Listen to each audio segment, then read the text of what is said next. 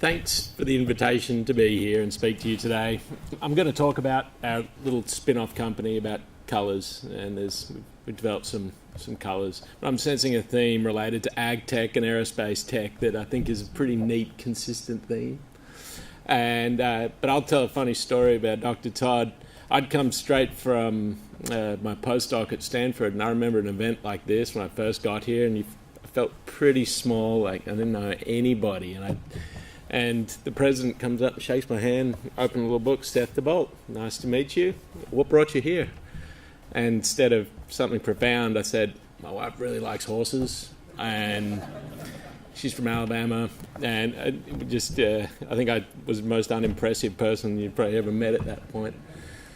So the idea of starting a spin-off I guess from a bit of my past experience, I'd had mentors that had started companies, and I had a little bit of an idea that you could do this. But it wasn't until we saw an opportunity with a chemical that we were looking for in a large screening population of plants, and back to the ag tech theme, that we said, that's never been commercialized, that'd be really easy. It's turned out it's not that easy, but it's been an interesting journey. But this story is a little bit more about the people who help you out along the way. And I would say when you have an idea, it's worth about that.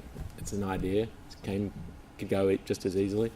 But talking to people like the Von Allman Center and Warren Nash and his team, or Ian McClure and OTC, there's these teams here that grab you, shake you around a little bit, and they say, hey, is your idea just a flash in the pan? Are you going to do anything with it? And I think that's something that's been catalyzed by some of the history here that's been reflected today.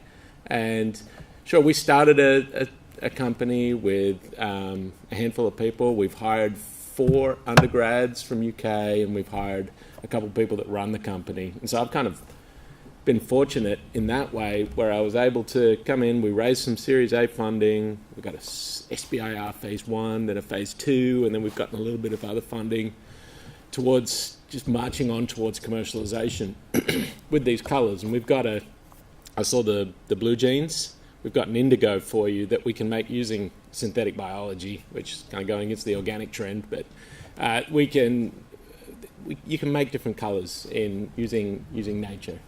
And that is, I guess I'll leave it there for this story. Thanks.